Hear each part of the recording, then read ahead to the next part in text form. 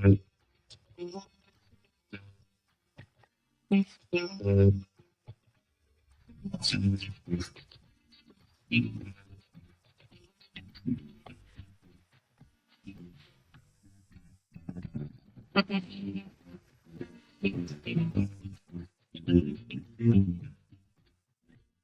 welcome back to the Shed of Basketball Truth for Ball Don't Lie Australia. Of course, with thanks to the official beer company.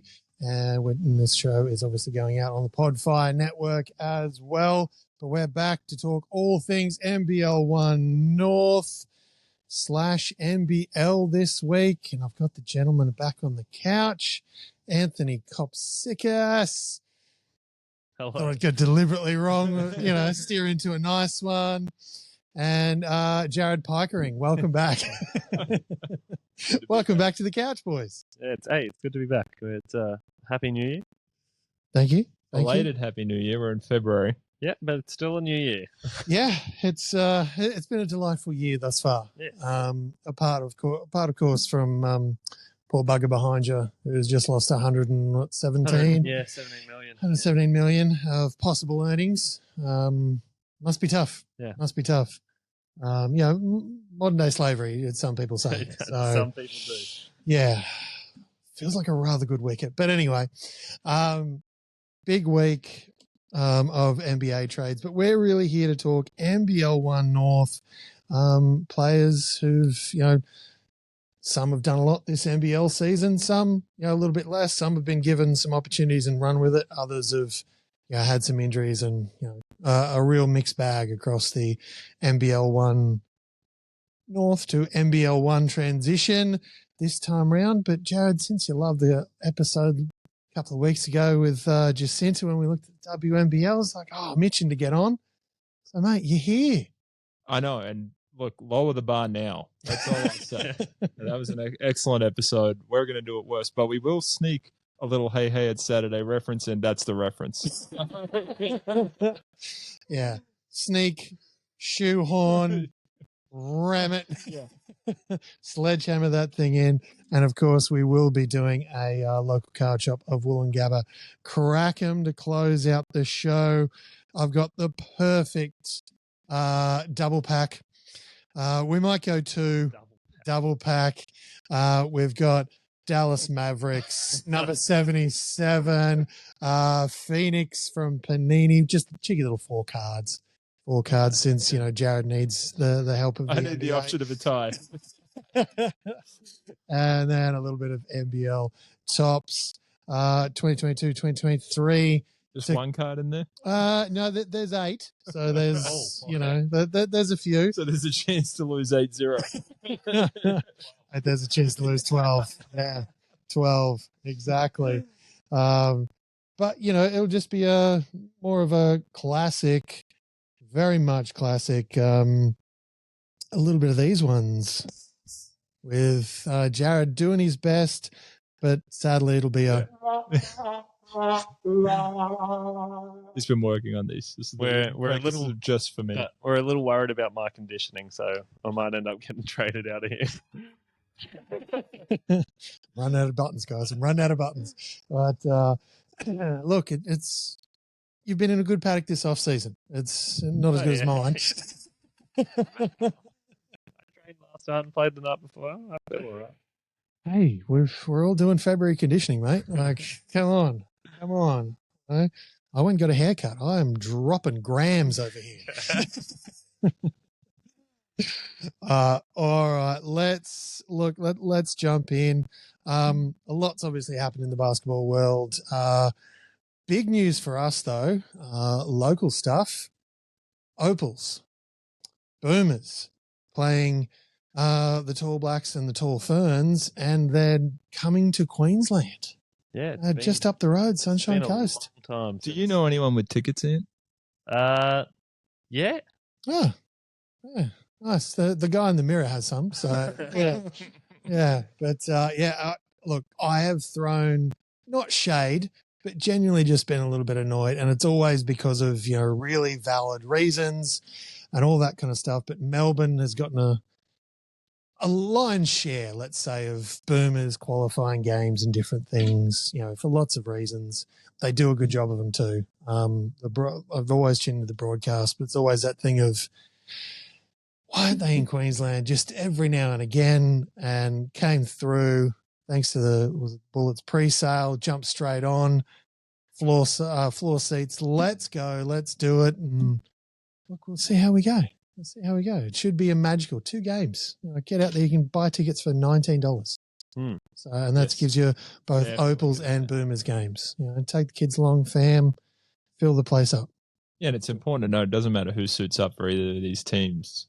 It's going to be a battle, and every single player that puts on the jersey wears it with pride. So a lot of fun, especially for young kids. Yeah, and as we know, when these international games happen, the script gets thrown out.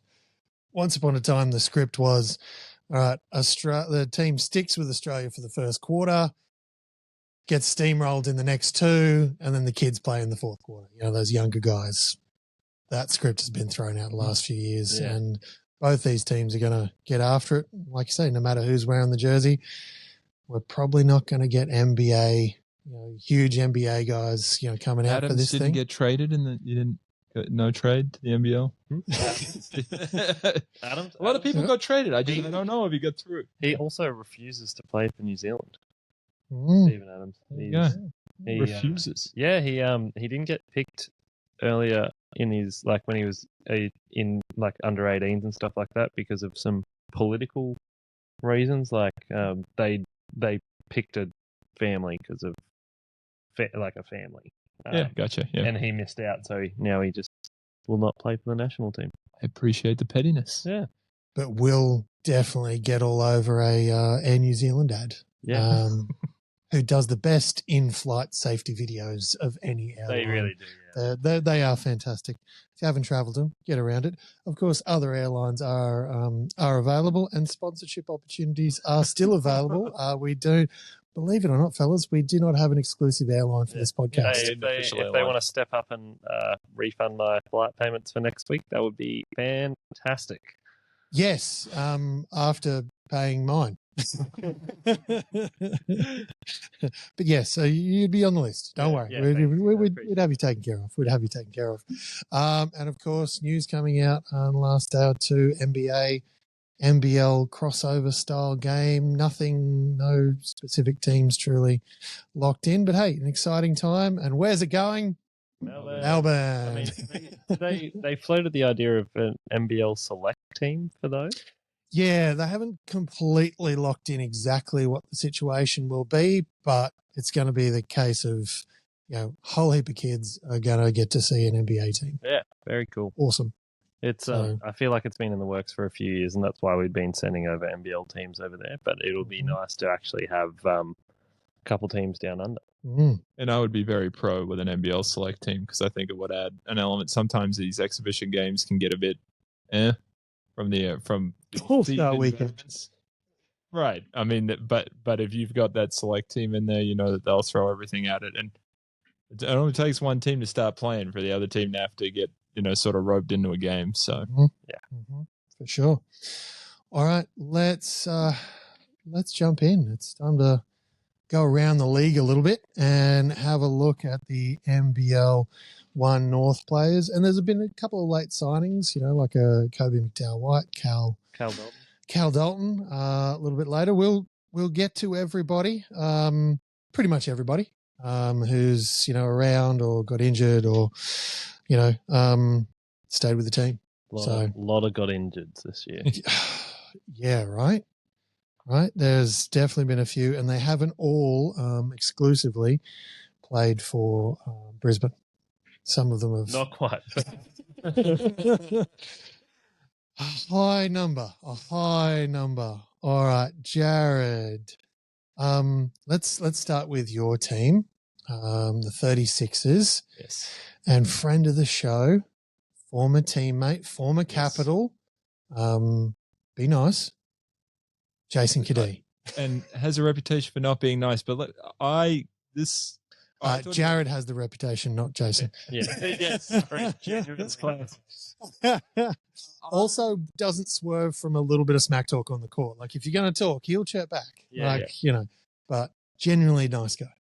So obviously, taking that seasoned veteran status into the year, I personally would have liked to see him play a little bit more throughout the season. I thought he would have been, or he has continued to offer a nice offset from some of the combustibility and volatility. Compostability or the combustibility? Bust. There we go. Bust. Volatility, throw all your words in there. Obviously, several of Adelaide's big names are sort of trick or treat on a nightly basis, and I think he has really been a sort of calming force when he's out there. I think me personally would have liked to see him get a few more minutes, but you know what you're going to get from it at this stage. I think he's continued to give it. I think he's shown he can continue to play at this level. Look, I've got nothing negative to say. I've enjoyed the Jason Kadee round 2 Adelaide experience, and just honestly would like to see him get out there more. Well, in what feels like another 4 months, you'll be able to see him, I'm sure, back in a Gold Coast Rollers uniform. I'm sure, but look, and 36ers still have a shot. It's a difficult pathway, and I'm sure you'll be. I'll watch it. Yeah. Through the fingers. Which team is it? Which team is playing today? One that doesn't want to try. Okay, yeah. That would be the trick, right? Yeah. Depends who you going for there, Mel. Well. You get that one game playing. I mean, they might treat that playing game and then trick right out of the, in 2 games out of the series. So you just don't know. I don't know. I've given up trying to guess. It's pretty wild. Jekyll and Hyde nature of the 36ers. But when they're good, they are like potentially the best team in the league. And then when they're bad, they are the worst team. Potentially the worst. All right. Well, let's segue straight into the Taipans then. Who the best team? Oh, yeah. Well, they're taking home the wooden spoon. I mean, not trying to throw shade, and they did just get up over the Bullets to close out their season. But not time to be throwing shade, but yes, they are, the last team, sadly, this year. Look, a couple of players we're going to mention. One will not this time round, but Mr. Galloway, it's been okay. Yeah, I liked him at Adelaide. The thing that, his point scoring was up this year. I think he's up around 7.5 points per game on the year. Now, obviously, they've had some injuries and stuff like that, so he's had some opportunities there. The one thing that you look at, he does provide shot blocking from time to time and shows that he can protect the rim. The rebounding's got to come up at some point. I think he's at like 2 rebounds per game, 2 and a bit. It's not many. Now, obviously, there's some sort of hoovers on the glass there in Cairns that might make it a bit more challenging, but that's probably the step you want to see him sort of get to. But I think overall a pretty positive year for him individually, even though the team maybe not having the success it wanted at the outset. A little bit. And look, still got the NBL1 North, Galloway Ipswich card. Is that the wrong date of birth? Wildly, yes, yeah. Has him aged at 35 years old. There you go. So, which he definitely isn't. Definitely. I had slightly higher hopes for him this year than as much as he has. He was better than what he was last year. I'd kind of in that system with 40. I thought he was going to get an even bigger opportunity and kind of grasp it because he's a pretty knockdown shooter and then just an incredible athlete. Like you were saying about shot blocking, he is like head at the rim athlete. So I kind of had hoped that he would be more, and maybe that rebounding is that next step. But yeah, you can see the pathway for him to keep progressing up. So hopefully he gets more run as that backup 4, maybe even a big 3, and then can kind of keep moving up on the NBL ladder. And I think he's in that hard phase where you're going from someone who plays a little bit to playing a bit more. Yeah. And that one's the tough jump, right? So sort of a lot of people don't get past stage one. He's trying to get into that next stage, and I think it's hard. Yeah. For sure. All right. Time to talk Scooby-Doo Cody Stat Man. I know. Gets better every time. Gets better every time. Yeah, look, again, sort of not a ton of opportunity there to really make some noise. Again, just personally being someone that is partial to the NBL1 North and the people that play in it, given the season they had, you would have loved to have seen a bit more run just to see what's there. He got like nothing, even when they were like riddled with injuries. So it's tough to put an evaluation on. It's more what are they doing day to day behind the scenes. We don't get to see the sort of fruits of whatever's taking place there. Yeah, and had quite a good NBL1 North season. Really good NBL1 North season. He was one of the better scorers in the league for sure. Alrighty. We'll leave Taipans there for now. Bullets, Anthony. A bloody handful of more than a handful of players. Yeah, look, and we're going to mention everybody very quickly, but there are some gaggle of injuries here. So many. Which really sums up the Bullets season. A hamstrung. Yeah. I see what you did there. You're welcome. Hamstring. Plural. No, but like starting off with like the lead act in Tyrell, he's up. I also had hoped even higher heights, but upping his points by like 5 points a game and getting bigger on the boards. The only real detracting point is that he is about 2.5 turnovers a game, which obviously it's like a learning curve as like you get more attention from the defense, because he was in that preseason looked super dominant, and then obviously teams adjusted and they then quickly were like running doubles at him and getting hands in quick, and he kind of struggled, especially early in the season with that. But as we got to later, he was having some really, really good games. And then unfortunately with the concussion that held him out of like the last 3 weeks. Yeah, pretty much. But pretty much ended the board season. Yeah. He was like holding them together at that center position. But it did allow Logan Stark, Hal Dalton, a return to the Bullets. He's had a few good games. He is still just that step slow on defense, but offensively really like hung around. Had 10 and 5 last night, which was really good for him.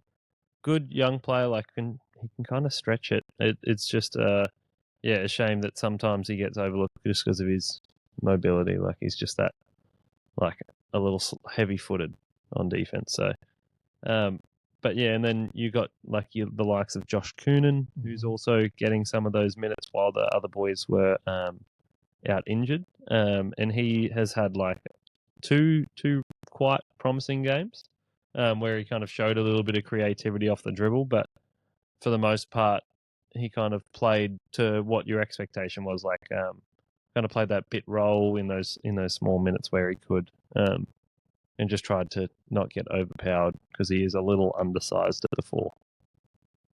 Are we all? Yeah. Can go up and down the bench here, guys. And then hit another ex-Capital, Jared Bairstow. Unfortunately, he was playing really well. I was kind of surprised with the signing, but when you kind of look at it, you're like, Bear's just he's a really good team guy, and he had a profound effect off the back of a championship season. I mean, come on. But yeah, a profound effect on the team. He was really, really handy, and I didn't expect him to be quite as crucial to the Bullets' success. And then the injury, and you kind of lose that that piece that's kind of binding it together a little bit with the ball movement and the defensive pressure that he brings. All right, and then look, let's 7 more people. Let's finish with the Spartans. Mitch Nordo. He's been good. I think he should be the guy coming off the bench, and I think he'd be a lot more effective as that guy rather than having to have the burden of being the offensive creator, especially as he's basically the only guy on that Bullets roster that is avidly going out of his way to create shots for other people, instead of just ISO ball like we get caught in a lot. Andre Cook passed it out. But I do love the way Nordo's always got energy, always helping guys up, and he's great. That's huge. He has had a heck of a season. I just think that if they're going to be successful, Nordo shouldn't be pushed into that role. He should be doing what he's doing, but as a secondary guy rather than the primary. But yeah, he's been fantastic.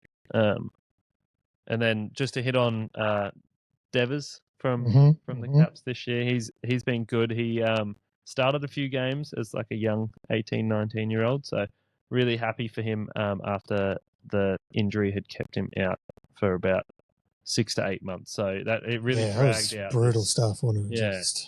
And there was no real rhyme or reason behind it. Yeah, it seemed like from everything I heard, it was short term, but then just kept being delayed and delayed and delayed. Never really healed, so he had to end up getting surgery, but it's so good to see him back out on the court. He looks like a promising NBL player in the future, being that he's only 18 or 19 years old now.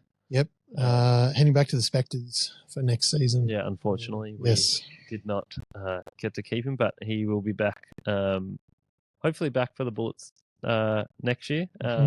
But yeah, back with his family and playing for his junior club. So yeah, which always means so much. Yeah. Alrighty. Look, let's talk Sam McDaniel. He was obviously hasn't played a whole lot this season. Just the one. Sadly. But really it was his impact was the lack of impact because of the injury, and just is what it is. But the season that was off the amazing season he had with you. Yeah, I think he was poised for a really big season this year, and he would have been quite crucial to the success. And then you're not really playing Keandre Cook's been pretty good, but if you've got Sam McDaniel, you're probably playing him slightly less. There's probably a bit more ball movement, and the defense that that guy brings was surely missed. Yes. And all credit to Sam as well. He's been on the sidelines. He's been trying to bring energy at those home games and things. Been there in all sorts of different ways that he could, but sadly not on the court for the Bullets. Yeah, so that's one of the biggest losses I reckon this year of any of the teams. So. And Yuli's a key local player. It's really hard to do anything about that in season. Yeah, you're just not you can go and recruit a Josh Adams to come in and replace the local guys, So, yeah. All right. Okay, time to rip the Band-Aid off, I guess, and talk about the two guys that stopped your team, our team. Let's go with our team, realistically. Going to NBL1 Nationals and that. We don't have to talk about championship. I mean, yeah, we do. That's actually the show. Sorry. We've got, of course, Emmett Yenar and Isaac White, who both, sadly for the NBL1 North and amazingly for the NBL1 West, will be heading over to Rockingham. Both going together to go over there and play with the Flames, and obviously they're trying to get back to that NBL1 national title that they won in the inaugural seasons. Yeah. They've got their sights set on the absolute top, and look, after Emmett Nar's amazing NBL1 nationals performance, you can see why. And unfortunately with Emmett just getting injured like after he came in as an injury replacement, he just had that. I think it's a hammy that just kept keeping him out, like in and out, in and out. They're a very fickle injury. Like the hammies where you can kind of you're like, oh, am I good? And then you don't know until you know. You know. Yeah, because he was a bright spark for those like 2-3 weeks where he was actually healthy, and it seemed like he was what was allowing Rocco to actually start to succeed. Because someone like incredible creator, like a unbelievable passer, Emmett Noah is. So, just a shame that he's been so injury riddled this season. But Isaac White, especially coming on to like towards the end of the year, he has been really good. He started off a little slow, but especially the game where he actually got the start, incredible. It's good to see him back shooting the ball like he does at NBL1 level. And that 36ers game where he knocked it down right in front of their bench late, and then the other boys in the last minute got it done. But it was that three that really, kept the show rolling for the Bullets, and right in front of their bench as well. It was like, yeah, that's as you say, that's exactly what we see in that NBL1 North space. That confidence, that rhythm, just bam, laces. Yeah, so it's really good to see. So hopefully that can carry over to next season. It's emblematic of the journey for some of these guys too, like finding what kind of player you're going to be at the NBL level. And I think when you watch Isaac White from time to time, you see he's trying to figure it out on the fly. But I do think he's best when he's shooting it and being aggressive. And so it was good, especially that half where would he have like 17 or 18 points in the half. That was awesome. Indeed. All right. I think we've had about 20 guys. But I think that is now everyone. We've talked about the Bullets, NBL1 North. More people than the legal roster size for the NBL. For the Bullets in just NBL1 North players. Pretty much. Injuries, yes. Sadly they did, but it also, kept allowing opportunities for other guys. But tough season for the fans. And obviously hopefully these guys are back sooner rather than later at full strength for their respective NBL1 squads, because that's where they really shine. And that's what we're going to see in not too long. 50 days for some NBL1s. Not the North. Yeah, the North. Don't hold your breath for the NBL. See you in May. May. A bit of a ways off. But look, let's talk about a champion now. Jared, let's talk about the Hawks and Joel Carlu, mate. There we go. Getting it done. Obviously not head coach, but part of the ship, part of the crew. And look, Hawks. We see him every time out. We sit like he's right there. Is he lead assistant? Or he's up there? I don't he's necessarily. I don't want to say. He's in the first row. Yes. Yep. He's not sitting on the computer doing that. Yeah, he doesn't have a little table like at the Taipans games. Like he's on the bench. He's there. Certainly he has Tatum's ear. You see that from game to game. So, but yeah, Hawks. Huge turnaround. Look, mate, where do you want to go? Let's keep it rolling. Actually, with teams, players from Mackay. Let's go with Luca Yates. Yeah, so I think for him, obviously, limited minutes for obvious reasons. But what you look for now is what do you do having had that year of experience there? What does your NBL1 season look like? And do you sort of show that growth and development from what you've learned every day playing against, honestly, some of the better bigs, going around, and some of the better players in the comp at the NBL level? What do you take away from that, and how do you apply it going forward? I'm excited to see, because he's shown flashes in NBL1 as a key contributor at a very young age. What's the next step look like for him?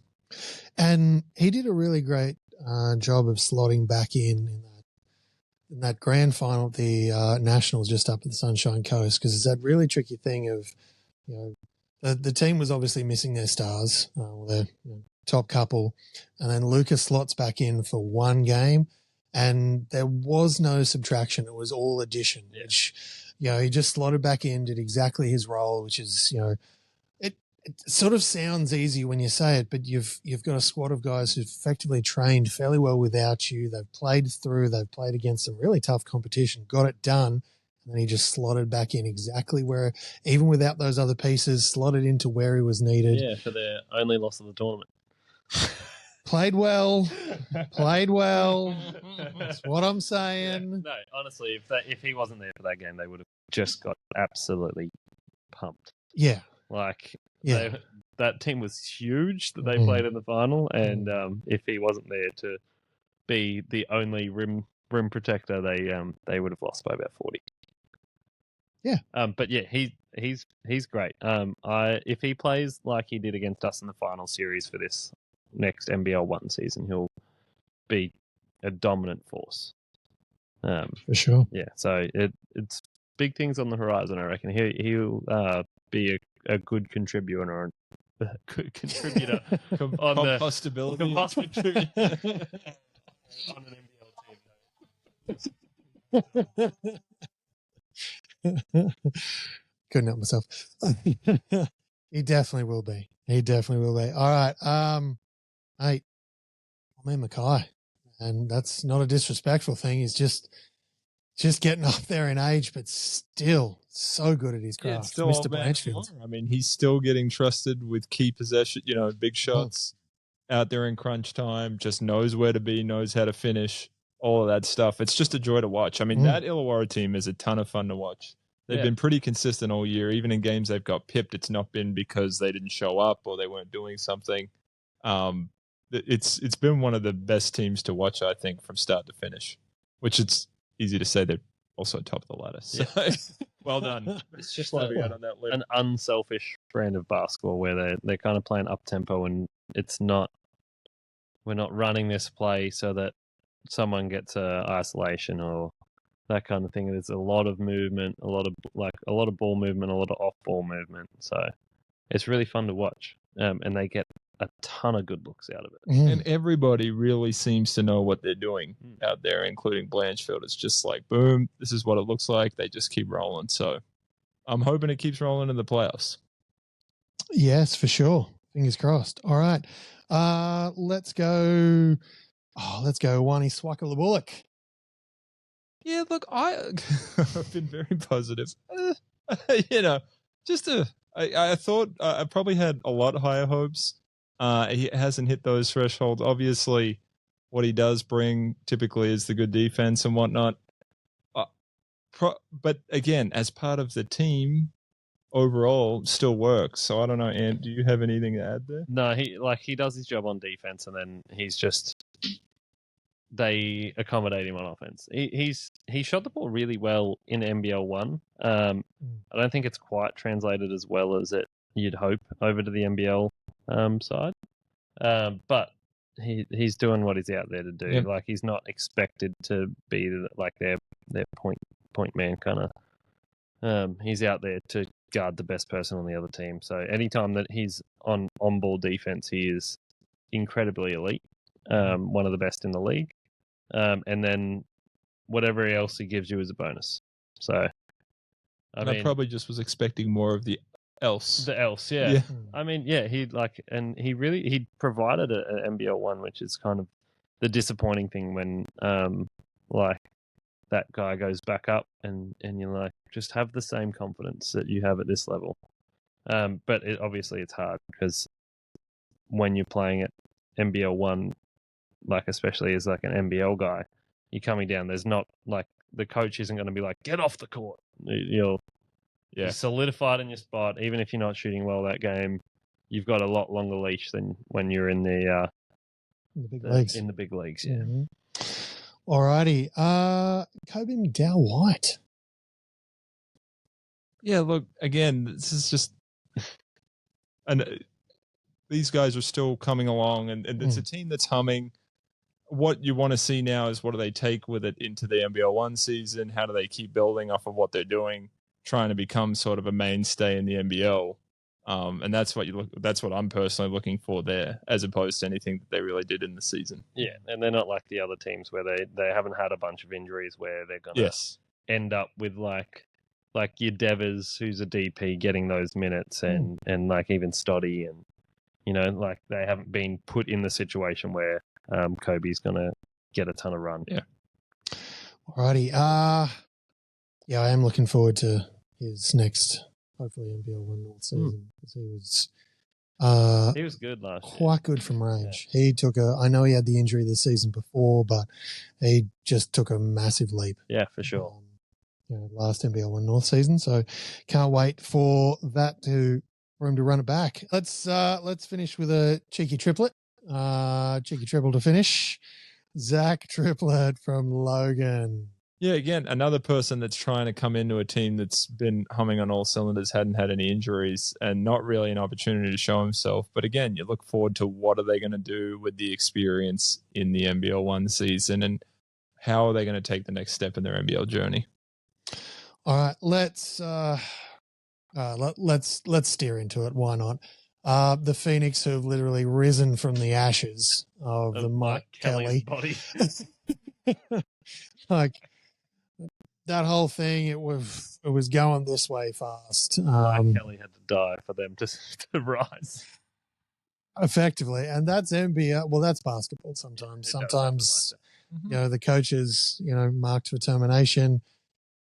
New coach, new life, and that's exactly what's happened in Phoenix. We got two down there from the formerly known as the North Gold Coast Seahawks at the NBL1 level, of course. They still exist, still very strong in the juniors, fairly strong in the juniors, but Matt Kenyon.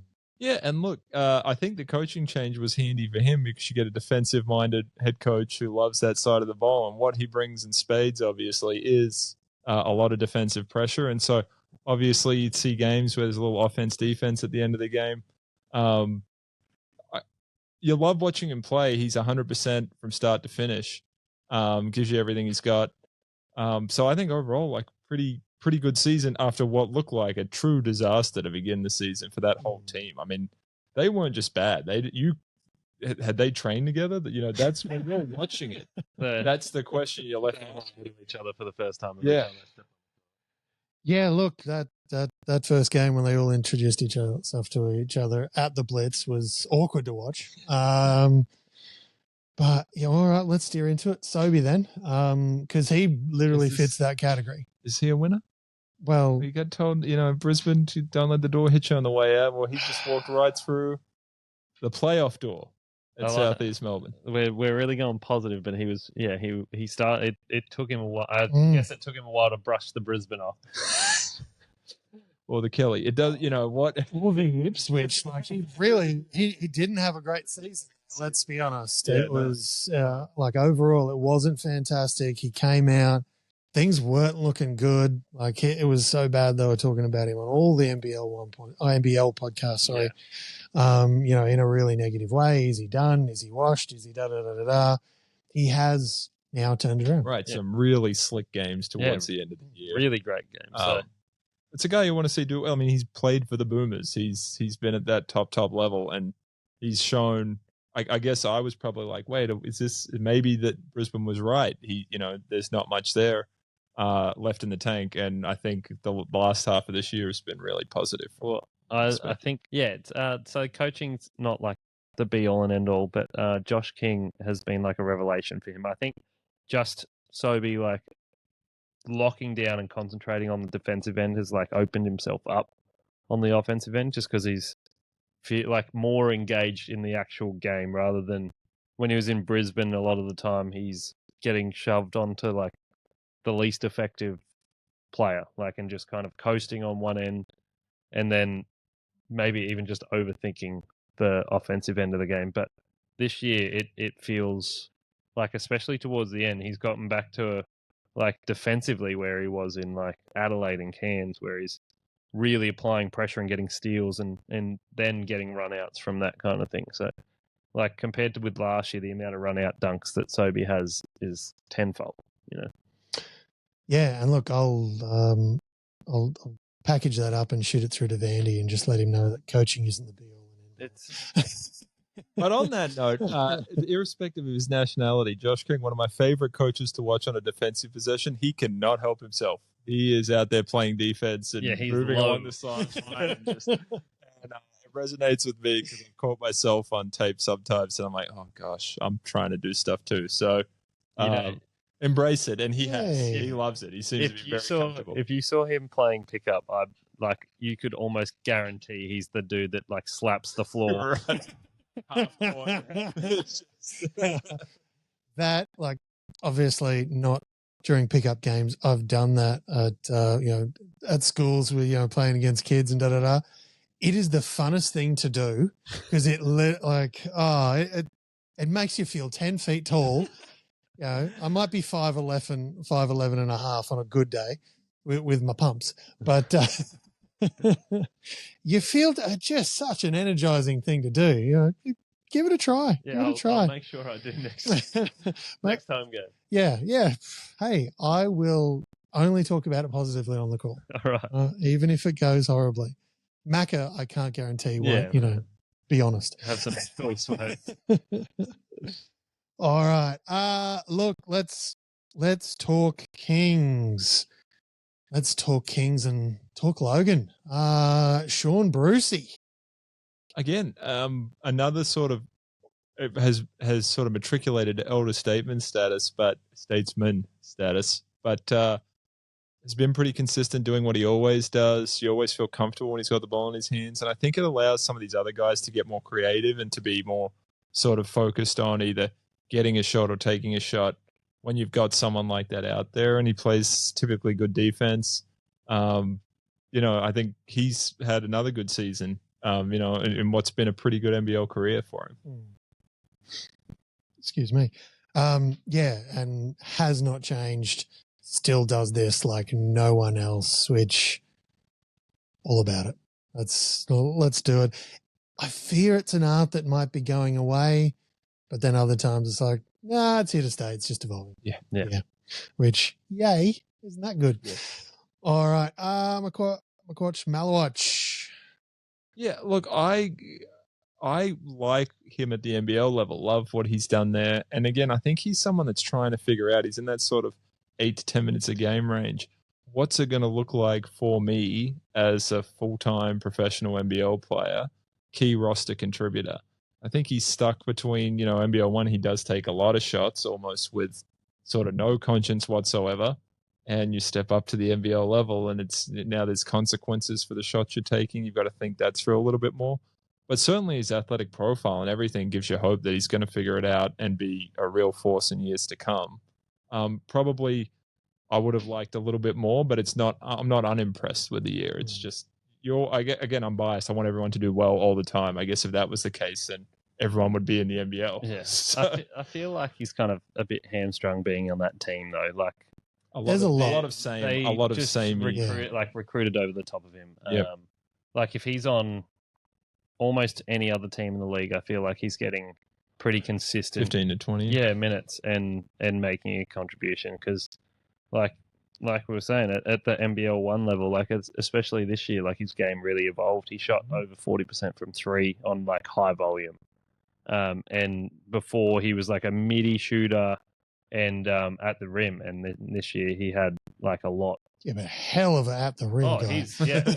I like incredible athlete, but then he added in the 3-point shot, and I really thought this year would be a really like a breakout year for him, but unfortunately he's kind of jammed and thrown to the back because they have a lot of horses. Got Bull Qual, and then they got Jalen Galloway, and then they just, the list goes on and on and on. Isaiah Liafa, like everyone like that's that has a more of a reputation at this stage, like a resume, than him. And unfortunately, like it's probably cost him a little bit this season, but hopefully he gets like a contract. If he was at Cairns, like, oh yeah, if you just put him in what Bull Qual's role was last year, I feel like he'd be almost the exact same kind of player. Yep. All right, we can't do this thing without. We'll get to Kawatnoi, but we've got to stop in Tasmania. And look, let's let's get it over and done with now. Let's, peace, love, and all that. Because there's one thing we can all agree on: Stoddy having himself a year. Those opportunities have happened, yes, but grabbed him by both hands. Yeah, feels very Lockie Dentish from a few years ago. But it's been great. Like, he got given the opportunity when Shawnee Mack got injured, and obviously a few other Tassie players, unfortunately. But yeah, really embraced it. And it wasn't like he came in against some poor teams. He was guarding Straight into the Kendrick fire. Davis in his first game and Bryce Cotton in his second. So yeah, he's been really good. And apparently, he got the opportunity there in the starting lineup because he had been really dominating it at practice. So they just kept telling him to be Stoddy from training, not anyone else. So yeah, and he did, and he may have just got himself like a roster spot for next year because he has run out of DP years. So fingers crossed that next year he'll be on the roster of hopefully the Jackies, but if not, another NBL team. Yeah, well, what a January. Yeah. It's gone from no starts to a couple and solid starts as well. Yeah. Solid games, really played well. Shout out Lucky Nuddle. I appreciate the messages from him just when I was in America. I'm so happy. No, it's so good. He's such a good kid. And I think he's really progressed, and he started to, he was he wasn't selfish, but he didn't really know how to create for others. And it looks, especially on this Tassie team, as much as he hasn't got a bunch of assists, he's finding the right guys, and he's getting them that space, and it looks really good and really crisp. But one thing I also want to touch on is, he had the tough defensive assignments to start it, but it was embracing that, showing sort of the idea, like, I'm not here for a short time, I'm here for real, and I'm going to do everything that it takes to stay here. And that's just super exciting to watch when you see someone have to wait so long to get their opportunity because of injuries and stuff that you can't control. But when the time came, it's anything I can do to stay here, I'm going to do. No stone left unturned. Super, super fun to watch. Absolutely love it. All right. Well, last two certainly weren't having bad seasons. No, really, really good. Yeah. We've got Will Magnay, of course, who had a couple of starts, Gold Coast Rollers before Boomers. Yeah. Commitments. And, of course, Sean McDonald, who, again, both were having really good years. Yeah. Shawnee Mack was having a career year. Awesome. Shooting the ball incredibly well, and he has in the past, but not at the same capacity. Like he was taking a lot more shots, and yeah, in that role, he was certainly having a big breakout year, and unfortunately, just could not beat the injury bug this year. So yeah, it's a tough pill to swallow for the Jackies because they had just started looking good when Shawnee Mack got back on the court, and stopped looking quite as good when Shawnee Mack abruptly had to leave the court. And of course, the big fella, Magnay. Yeah, it is really and it's going to be the story. It seems like it's going to be the story of his career. Like, plays really well, and he was playing really, really well. It looked like he started to kind of progress a bit offensively, still the same defensive level that he has been, which is like elite. And then just a random broken foot at training. Like, he just cannot. It's just, I don't know, like, what he's done, like, in a past life. Yeah. Like, how do you get this unlucky? Yeah. Well, look, hopefully it turns around and the foot heals and we get back to Will Magnay that we saw. Yeah. Because that guy was a legit boomer. Yeah. And well at his feet sort of thing. So should be at the next Olympics if he can get himself healthy and still playing by then, because he'll still be, I think he's 26. The one thing you say, every roadblock that's been put in front of him, he's run through it. Yeah. So it's not going to be a lack of effort. It's just give 5 years without an injury would be awesome. Yeah. Indeed, he can have my next 5 years.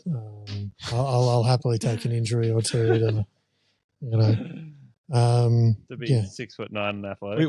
We can play through the injuries in the social league on Thursday nights. Oh, mate, it's cute that you still think I play. I mean, I've got a medal here somewhere, like, because I showed up. My team was in the gold medal game. They won. I think officially I was holding a clipboard for someone else, sort of thing. There was no did it actual break coach. or did you hold on to it? No, actually, I can hold on to it. We won, and then at the end, they had an extra gold medal, so I just got in line with the boys and got one. I don't think I actually played an official game that season, so You cherish that medal, though, Matt. it's here somewhere. It's in a cabinet over there, polished. Don't worry.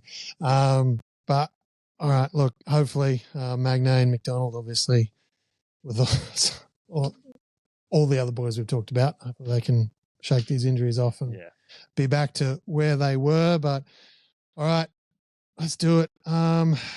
Would we agree?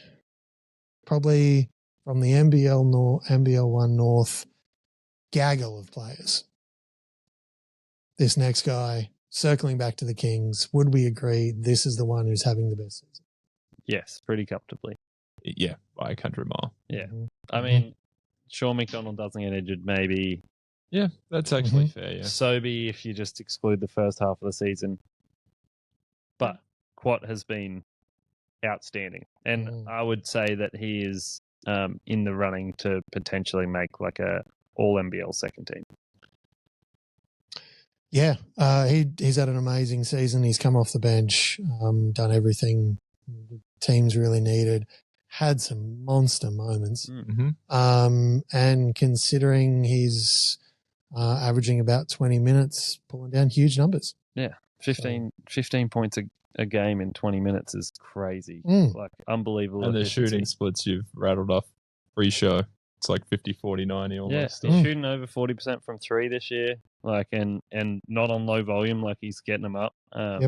He's been, really, really impressive and a spark that the Kings have desperately needed. I don't think if they didn't have him this year, they would be on the outside of looking in. For all the sort of talent they have really struggled offensively, and he has given it to them in buckets and buckets and buckets. So. Yeah, an integral part of a playoff team. Certainly not the conversation I thought I would be having about Courtney at the start of the year. No, not after that NBL1 North. It was not his best. Former MVP of the league, but certainly not his best. Yeah, but he has been incredibly impressive this year. Yeah, and consistent as all get out, which again didn't have in that NBL1 North season. This NBL season has been amazing. Up the top, highly ranked, amazing. I'll say it again, amazing. Yeah. It's been great. And words are important. Yeah. They're so combustible. But also seeing talk about his lack of injuries and health and all that kind of stuff. And if this is what healthy what looks like, then fingers crossed we see years of this. Because wowzers. Yeah, it's been great. Certainly has. All right, amazing. Some have. All right, and that rounds us out. Of course, United, Breakers, Wildcats don't have any. Well, Breakers, I guess, have Sean Bairstow, who technically didn't play any games for Southwest, but had signed there. So it's good to see the youngest Bairstow getting a run over there. He's been pretty handy in spots over there. All right. Is there anyone else hidden away, tucked away? I can't think of anyone. No, but all these other teams next year, could you do us a favor? Share the wealth there. That'd be handy. Indeed. I am a free agent if anyone's looking to sign a 33-year-old. Look, let's swing for the fences. So am I. Ineligible for so many reasons, but hey, sure, give me a call. With injury history. I will field some calls. I will not field a single call. Let's be honest. Open too. Hey, I'll come for a shoot around. Do you want me to rebound for someone? Not a problem. Okay. What is that LinkedIn profile setting? Open to new opportunities or something like that? I don't know, Matt. I don't have a LinkedIn. All right. One question I did want to pose to you guys. Is there any teams out there in the NBL, moving off from necessarily the NBL1 North guys anyway, was there any guys on NBL teams that aren't necessarily doing fantastic, but the player is having a career year? For example, we talked about it. I'll throw it out there. Nice young Stoddy. Tassie, obviously championship last year.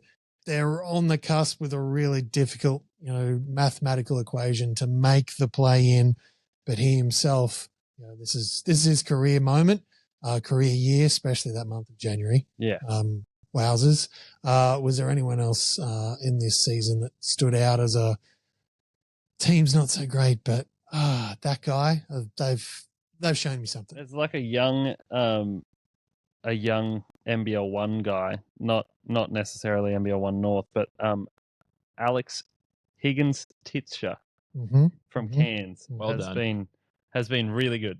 I always forget what his name is. For some reason, I think he's Smith and Jigba, which is That's the Ohio State wide. Yeah.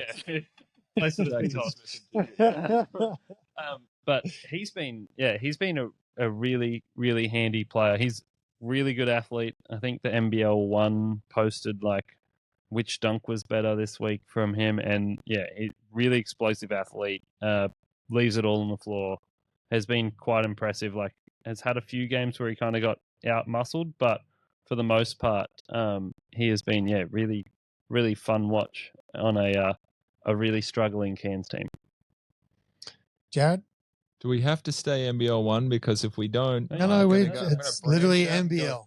Throw some love to someone who might have a very cheap jersey that is I'm eyeing off right now on the NBL store. Kareem Lopez over at New Zealand, that has been a dumpster fire for quite some time. But we're talking about a guy that's now generating... To be fair, it really wasn't for a long time. That is true. They're just what Adelaide is all the time. They're just experiencing like a 6-game stretch. We've been there. We live that every day. Yeah, remember Wildcats had it for a year? But that's someone who's now generating legitimate top 5, top 3 NBA prospect for next season. Well, he's not 18 yet, right? Right, so he's not draft eligible, so he has to 17. play one more year. Yeah. At least one more year. Good. This is where we need Jonathan Gavoni to come on and tell us what the rule is. Yeah, at least like he could go in next year. Okay. And obviously, if he continues to play the way that he has this year, he would be insane not to go the following year. Because he has been certainly I think by far the highlight of that team. He has been unbelievable for such. It wasn't a young... PJC pushing a ref. I mean, sure, if you want the highlight to be the main reason that your season went to absolute garbage, yes. But he's been great. Like, it was a light, may have been low. super. And Jared wonders why he has a reputation. super athletic. Can kind of create his own shot, plays good defense, and like gives a shit.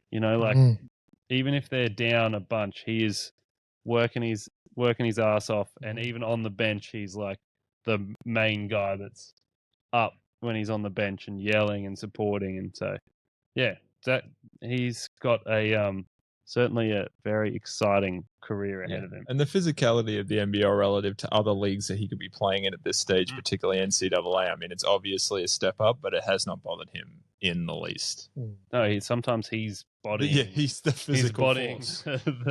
the other guys. So I like Malik Lewis as well. I think he's been a good point. They haven't underperformed as a team, but he has. They almost did. No one's got there's no limelight on him, and he's been, I think, really, really good. Like defensively, really handy, and then in spots offensively has really been a good player. It has filled a critical role for the team, but it's probably overlooked because they've got other star power there. But it's hard to play a key role on an NBL team, particularly at that age. So, all right, thank you. Let's steer into a little bit of local card shop of Woolloongabba.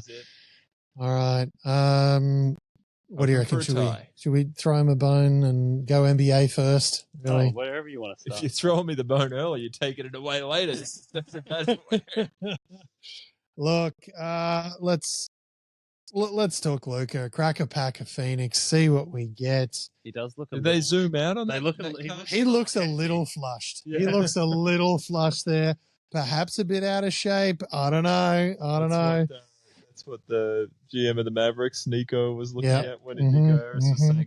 Yeah, he's got a pack of these on his desk and just had a calf injury for 4 weeks, and apparently he put on weight. Whoa, amazing! You mean you could do cardio? All right. We've got a 4-pack with thanks to local card shop of Woolloongabba, Panini, Phoenix. My wife likes to say Woolloongabba. Woolloongabba. Okay. Get down to the Garba. Get down to the Garba. Get that Garba out into your life. There you go. Into your life. Okay. If you haven't played before, I read the back of the card. I read the back of the card every time I get to the player's name. I'll say somebody. Cards aren't always designed to do this. They're normally designed so you can look at the picture in the front and you know exactly who the card is for. But let's put the boys through it anyway. Buzzers. Let's go our own last names. Let's go our own last names. Kopcikas and Kopcikas. Pickering. All right. Let's do it. Card number 1 for local card shop of Woolloongabba, Crackem. If you leave somebody a nice note on social media, don't expect a reply. The Los Angeles Clipper, the locked-in guard, won't even see it. I don't even click on comments, he said. I don't even... Kopcikas? Yes. I'm going to guess... This is not from this year, right? These are 2023, 2024s. Yeah, I'm going to go Russell Westbrook. It is not Rusty. I just want to say, there's not even nothing is there. You're just like social media. I've got it. I just had a feeling on Westbrook. It was wrong. Or did you have comfort knowing that I'm not going to get it even with the full set of clues? I really thought it was going to be Westbrook. All right, well let's give you the set of clues and watch you flounder. All right. I don't even bear to do that because I heard it's not good for the brain. You're human. You read something. It sits in your mind. Number 14 for the Los Angeles Clippers. That's all the clues, mate. That's it. That's what you get. That's what you get. Who you got? I'm going Norm Powell. It is not Norm Powell. He's in the 20s. You're both back in. You're both back in.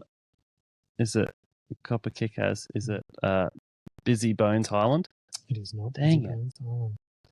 Who's number 14 on that team? Jared, over to you. Throw a name. Just open it up. There's no way.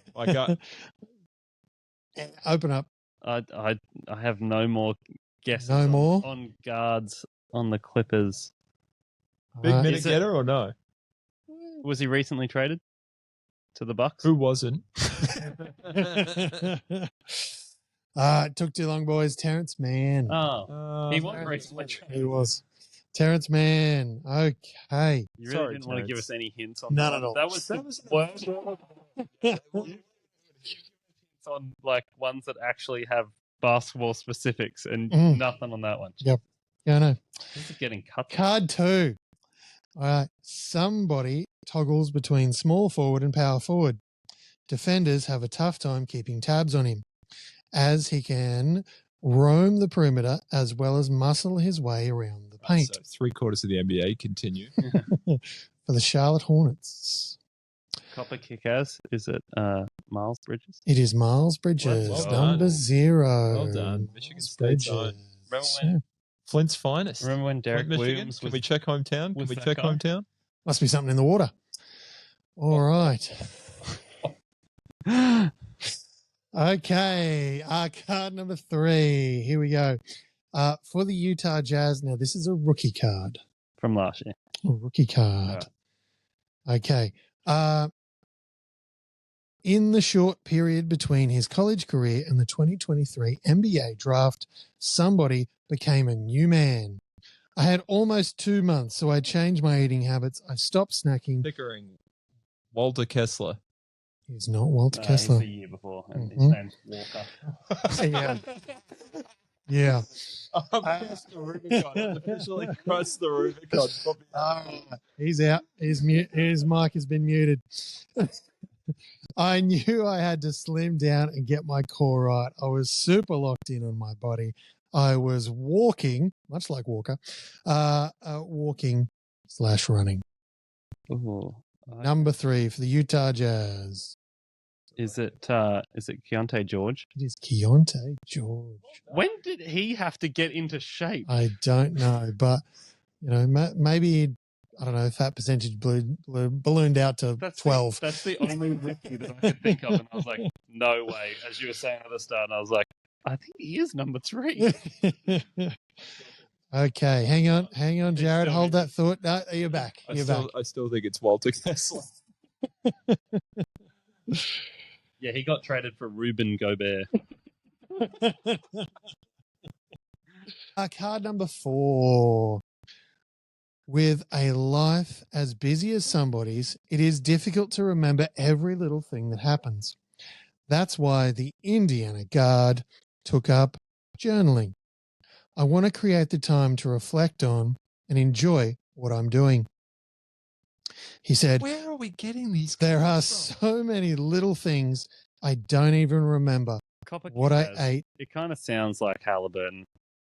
It is Tyrese Halliburton. And what a card that bad boy is.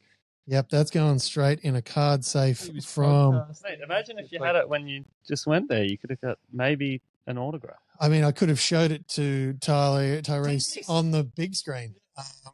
Do you want to sign it? Big thank you to Macca, actually, who got my... those little kid birthday messages they do to get right. Yeah, he got one for the big dog with 2 G's. So beautiful. Yeah. Turning 12 for the 3.5 times. All right. Well, let's wash that off. Let's wash that off. Quick reset. Well, I didn't get any there. I'm not. Let's power through some. These are classic cards, though, right? These are 2022, 2023. So two seasons back. The viewing pleasure of us trying to do. I am going to quickly crack these open. Let's do 5. I'll bury 3. Okay. I'll bury 3 very quickly. Keeper. Ooh.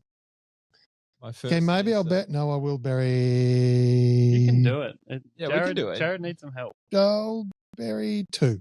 Okay. I'll bury 2. 6. There we go. There's some. If you get 5 of those. Walker's twin brother Walter. He doesn't play in the Little NBL. known NBL player. Come on, mate. You're giving me Disney flashbacks here. Let it go. Let it go. All right. Elsa, storming up that mountain. Let it go, baby. All right. Card number 1, NBL tops. Somebody is suiting up in the 11th season despite turning just 28 years old in round 3.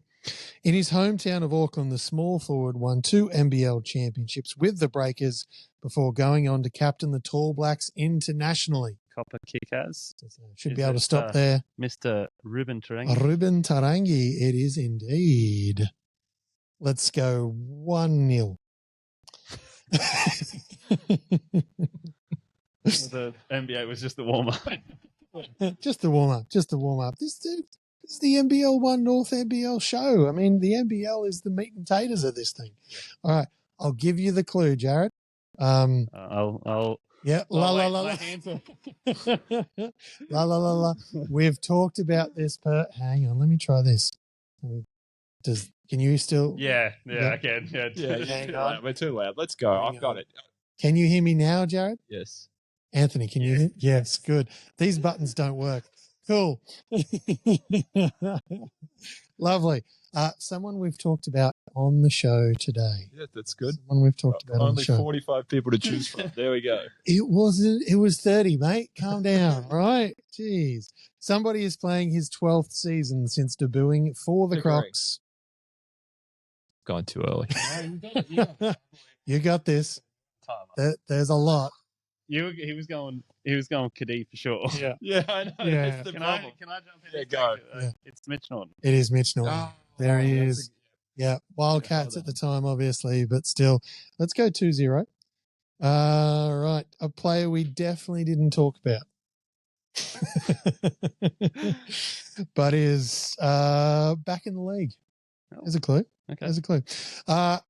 Last season's assist leader in the top US Pro Development League, G League. I don't know why they can't just say that, but probably licensing. 9.5 per game with Motor City. Steps into the point guard role of the defending champs after a 45-game career. 45 game career with Miami, LA, and Detroit. Walter. Oh, Buck. Oh, the Kopcikas. yeah. Michigan State. Give me the college. Oopsies. Got it. 3. Yeah. No, that one's not going to count against you, Jared, or for you, Anthony. I'll take the L on that one. I'll take the sad trombone. Let's go. One more. Awarded the Kmart Game Time Community Award for 2022. I mean, do you guys need more or no? For 22. In addition to Tasmania's fan favourite award, somebody averaged a career best 12.2 points per game in 2022. It's Houston's own Jack McVeigh. Yeah, well done. Yes, it is number 9 on the line. That's going to go. That one can go in your pile. I was like, was it Kai Sato? He won that actually fans MVP. Yes. He won it every year. Heavy Filipino vote, would you believe? Yeah, the international vote. 36 vote. Sneaky Adelaide vote there. Well, some of them voted. Yeah. All right. Lockie Olbrich. The most decorated player in Breakers history. Kopcikas is it Tom Abercrombie? Let's go. Sure is. Yeah, Tom Abercrombie. Well done. Yeah. Well done. What a man. What a man. Great song. Great player. Now. Good on the sideline. And I mean, he was statue? Surely, right? He's won, 4 championships? 5? all of them. Yeah. Did they win? They won 3 in a row and they won another one, right? So he'd be at least 4. Stud. So, yeah. That Mr. Breaker. Yeah. And look, hopefully, they've learned enough and the statue looks like him. So, all right, final card. Here we go. Currently throwing a no-hitter, but that's not advisable in this game. This is your card. Cannot be any clearer. Jared Pickering, this is your card. Literally kept it for you. Just to Here we go. confirm, 4-time NBL champion. 4-time NBL. Well, yeah. All right. Somebody represented Australia at Junior World in 2014 and 2015 before a college career at the University of Miami. Pickering. Kopcikas.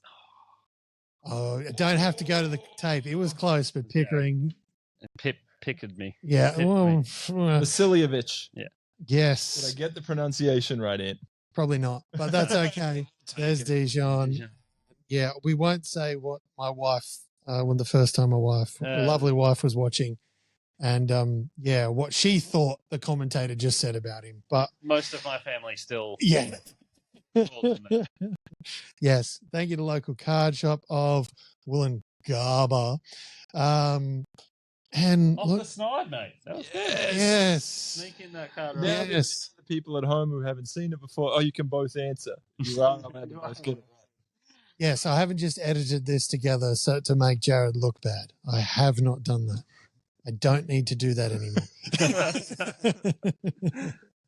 But boys, big thank you, of course, to the local card shop. Thank you for joining me on the couch. Always a delight. Oh, it was a pleasure. And we'll be back, sometime in the next couple of weeks. Before the NBL1 North kicks off. I mean, you got Go out on a limb. Can confirm. Yes. Hopefully, after we get our matching Kareem Lopez jerseys. Yes. Ooh, yeah, there's a vibe. Yeah. There's a vibe for sure. Gentlemen, thanks as always. Always a pleasure. That does wrap it up. Big thank you, of course, to the official beer company and Podfire Network. We'll be back if you are listening on a podcasting service that allows those 5-star reviews. Please do go ahead and do that. That stuff really does help. Get on the paid Spotify subscription. I'm right here. I'm paying. My guy. Lockie Nuttall still owes me money. We've been racking up chills, man. All right. Oh, come on, Lucky. We've mentioned you 3 times on the pod in the last couple of episodes. Let's pony up. Yeah, it's time. It's time. And if you are listening and 99 cents a month is too much to save a small child's dream, just go and do that 5-star review thing. That stuff really does help. But to tell you listening to us again, just remember that ball don't lie. It never does.